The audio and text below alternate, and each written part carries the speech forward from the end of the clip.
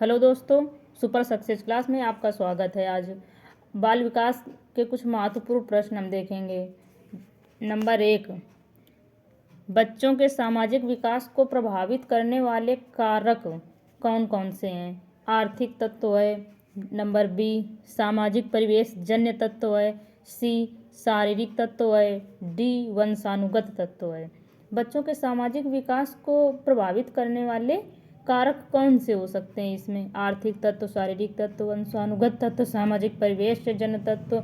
इसमें ऑप्शन सही होगा बी, सामाजिक परिवेश जन्य। बच्चा जिस समाज में, जैसे समाज में रहेगा, बच्चा वही सीखेगा। इसी वजह से बच्चों के सामाजिक विकास को प्रभावित करते हैं सामाजिक परिवेश जन्य तत्व। अगला क्वेश्चन नंबर 2, विद्रोह की भावना की प्रवृत्ति निम्न में से किस अवस्था से संबंधित है? जब बच्चा विद्रोह की भावना उसके अंदर आती है तो वो कौन सी अवस्था होती है? बाल्यावस्था, शैशवावस्था, पूर्व किशोरावस्था, मध्य किशोरावस्था। दोस्तों इसमें ऑप्शन सही होगा पूर्व किशोरावस्था। बच्चा जब 11 वर्ष के ऊपर जाता है तो बच्चे में चेंजेस आते हैं, उसमें बच्चे में चेंज आते हैं, वो उसकी आवाज़ भी भारी हो जाती है और वो परिवार से थोड़ा सा दूरियां बनाता है। इसी वजह से इसमें पूर्व किशोरावस्था में विद्रोह की भावना जो है वो प्रबल होती है, बात बात पे झगड़ता है। आगे देखेंगे 3 नंबर, सामान्य संयुक्त कोशिका में गुणसूत्रों के जोड़े कितने होते हैं? 23 होते हैं। दोस्तों इसमें हम ध्यान देंगे, जोड़े पूछे तो 23, कभी कभी सामान्य संयुक्त कोशिका में क्रोमोसोम की संख्या भी पूछ लेता है तो उसमें हम 46 बताएंगे। संख्या जो है 46 है और जोड़े पूछेगा तो 23 है। आगे देखेंगे शारीरिक विकास को प्रभावित करने वाला कारक कौन सा है? जो कि हमारे शारीरिक विकास को प्रभावित करता है वो कारक कौन सा है? वंशानुक्रम है, वातावरण है, खेल तथा व्यायाम है, उपरोक्त सभी। इसमें दोस्तों ऑप्शन सही होगा उपरोक्त सभी। आगे देखेंगे क्वेश्चन 5, मूल प्रवृत्ति की एक प्रमुख विशेषता है जो पाई जाती है। मूल प्रवृत्ति जो कि जन्मजात होती है, केवल मनुष्यों में, केवल बिल्लियों में, सभी प्राणियों में, तथा यह जन्मजात व प्राकृतिक होती है केवल कलाकारों में। तो दोस्तों इसमें ऑप्शन सही होगा सी, सभी प्राणियों में तथा जन्मजात व प्राकृतिक होती है। मूल प्रवृत्ति का सिद्धांत किसने दिया था? मूल प्रवृत्तियाँ जो 14 बताई थी वो हमारे मैकडूगल ने बताई थी। आगे देखेंगे आँख के रंग को कौन सा कारक प्रभावित करता है?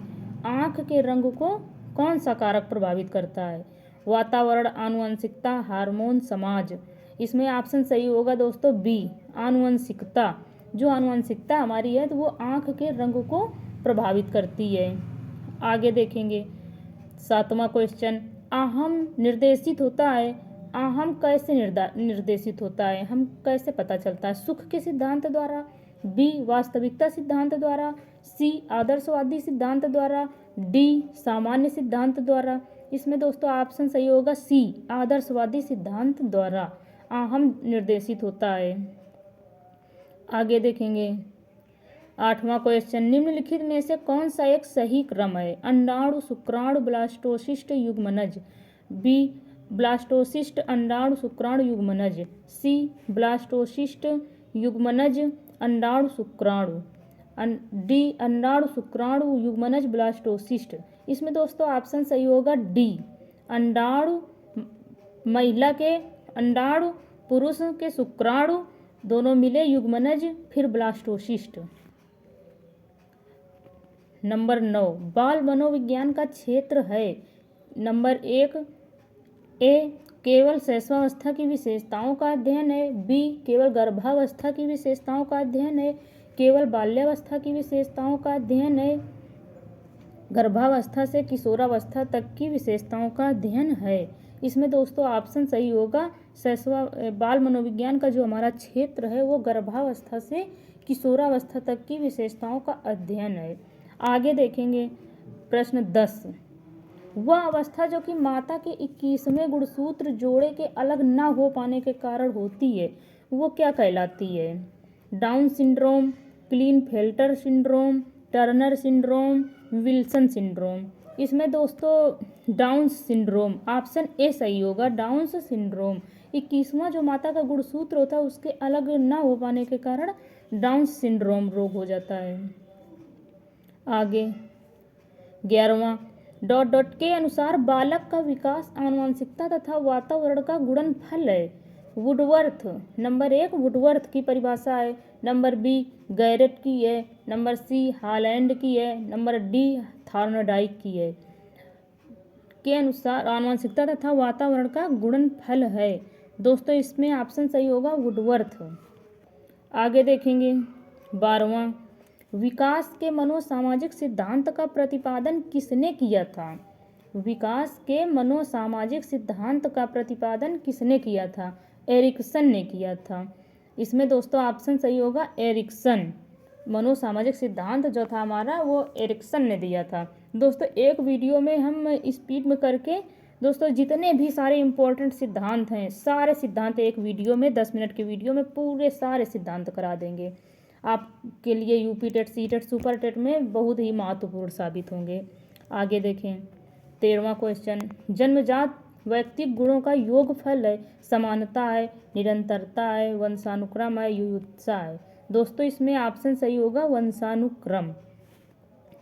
आगे देखेंगे 14 क्वेश्चन, बाल मनोविज्ञान के आधार पर कौन सा कथन सर्वोत्तम है।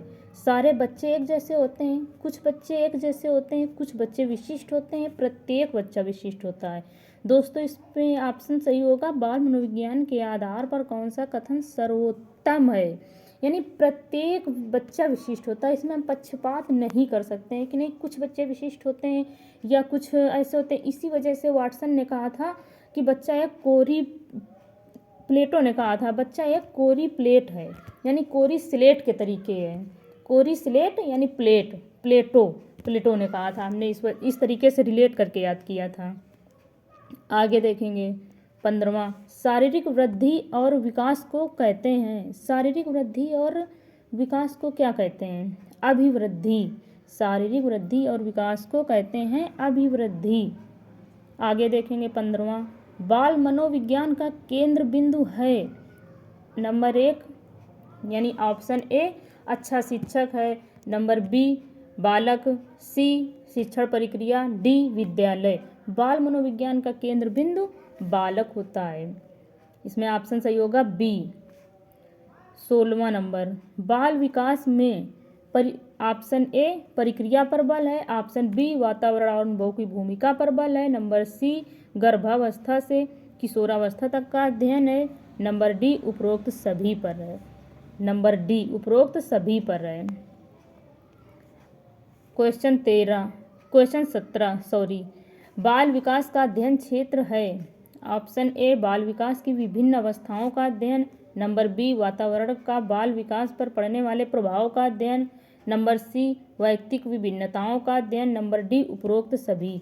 बाल विकास का अध्ययन क्षेत्र है बाल विकास की विभिन्न अवस्थाओं का अध्ययन, वातावरण का बाल विकास पर पड़ने वाले प्रभाव का अध्ययन, वैयक्तिक विभिन्नताओं का अध्ययन, उपरोक्त सभी। इसमें दोस्तों ऑप्शन सही होगा उपरोक्त सभी।